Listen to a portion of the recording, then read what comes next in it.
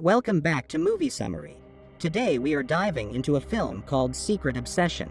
The movie begins with a rainy night. A woman runs out of a car to go to a telephone booth. She is scared, but the phone is not working. Her name is Jennifer.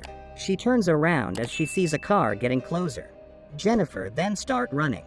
The person in the car steps out as she takes refuge in a building nearby. She hides in the restroom while the person is getting closer in the rain. That person walks in the same restroom she is. She is terrified as the person starts opening each door of the restroom. It gets closer and closer to her while having a knife. She then decides to run outside while he is on the other side of the restroom. She gets back to her car, but the door is locked.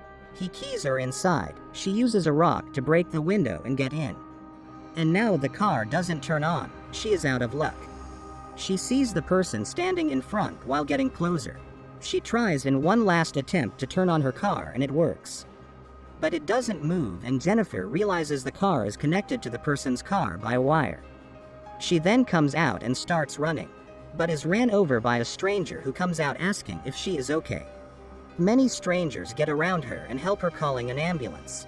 While she is in the hospital, she gets flashbacks of her marriage and lover, but it's blurry.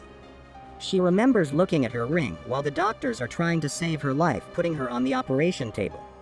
She still goes through her memories where she sees a man with a knife going at her.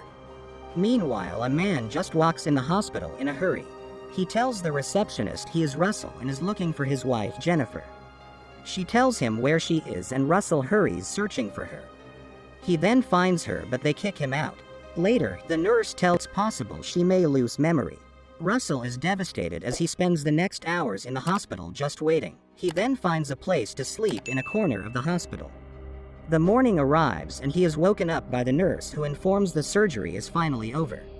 She takes him to Jennifer, who is still unconscious. He takes a look at her, gets closer and tries to wake her up. He reassures her that he is here for her. He gives her a kiss while a mysterious man looks at them by the window in the door. He then walks away. We are then shown Silverado, a city 100 miles from them. A man is buying toys for his daughter's birthday. His name is Frank. He receives a call and we learn he is a detective. He is called to be somewhere in 45 minutes. He drives to a house where many cops surround outside. It's the location we saw in the beginning of the film. He is then seen talking to Russell, who is informed where they found Jennifer. Russell tells him the last time he saw she went out for some groceries. Frank really wonders what his wife was doing in the middle of the night alone with no ID. Frank then leaves while giving him his card. That same night, Frank goes home with his toy lol hat he is wrapping for his daughter. He has tears coming and can't stop, then cries. He puts the gift in a room full of other gifts. We then learn that his daughter had gone missing for a while now, and while being a cop he still can't find her. The next day, Russell is at the hospital when he is informed Jennifer just woke up. The doctor tells him that it's possible his wife won't remember him.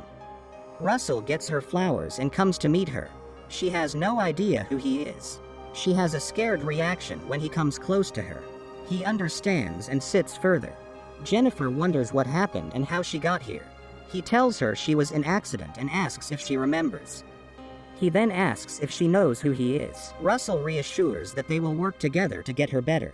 Meanwhile, at the police station, Frank interviews the man who hit her by accident and wants to know if he saw anyone else there. But he doesn't remember seeing someone, but saw a car pulling another car with a wire. Another witness is then brought to Frank. It's Mr. Khan, the man who looked at Russell and Jennifer in the hospital a few days ago. On the other side, Russell brought some album photos of both of them to help her remember their life together. He also tells her stories about their life. She then asks him if he talked to her parents. They must be worried. Russell's face changes and tells her parents passed years ago. Jennifer is in shock and asks him to leave her alone. That night, Khan gets out of his red car with flowers in his hands. He arrives at the hospital and wants to see Jennifer. They don't allow him because only family members are allowed now. He then wants to make sure those flowers get to her while Russell is looking at him. The next day, Russell and Jennifer are bonding and helps her around. Days go by and the same routine continues. He sleeps next to her bed and she keeps exercising her muscles. She seems so happy, as well as Russell. The nurse tells her there is improvements, keep going. She is sending her home and gives her a cane to practice. Russell then comes in with balloons. Jennifer is anxious, but it's time. Russell helps her get in the car. Once inside for a second, she gets a memory from that night. They then finally arrive home. Jennifer looks around and is impressed. She sees pictures of them together and explores around. When she sees the fireplace, she gets another memory of the man with the knife. He then shows her the backyard and informs her the nearest neighbor is a mile away. Jennifer is so sorry for not remember him, their life together. She tries to walk, but he nicely offers to carry her to their bedroom. When she looks at the mirror, she gets another weird feeling. Russell is cooking downstairs when Frank calls him. He steps out to talk and Jennifer listens. Frank informs him witnesses saw a white pickup truck. He also would love Jennifer to come to the station tomorrow. Russell tells him she just got home and doesn't want to overwhelm her. But he is persistent and Frank tells him, "See you at 11 a.m. The night arrives. It's the couple first dinner together since. Jennifer wonders what's tomorrow at 11 a.m. as she heard him on the phone. He lies to her that it's his job calling to come back to work. She then wonders what about her job. He informs her she quit her job when they moved out here. She is surprised, no parents, no jobs, so she wonders about her friends. Russell tells her they know what happened and will visit soon. Jennifer wants to reach out to them too. He also adds they haven't found her phone. Russell then takes her hand and she wonders if they were a happy couple. He reassures that yes. Meanwhile, Khan is driving in his red car. He slowly arrives in front of a house. He steps out and Russell is behind him.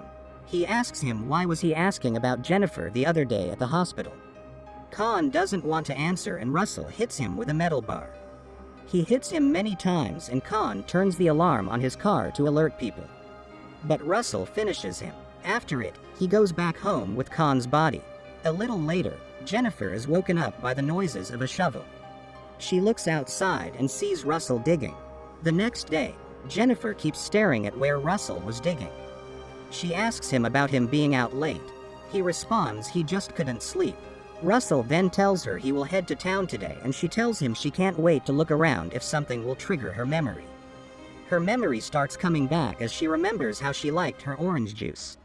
Meanwhile, Frank is at his desk waiting for Jennifer and realizes she is not coming. He calls Frank and it goes to voicemail.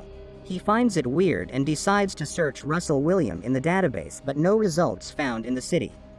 Frank finally catches up something doesn't add up with Russell William and decides to head to them. Don't miss the crazy conclusion of this story in part 2 here as things are about to be crazy.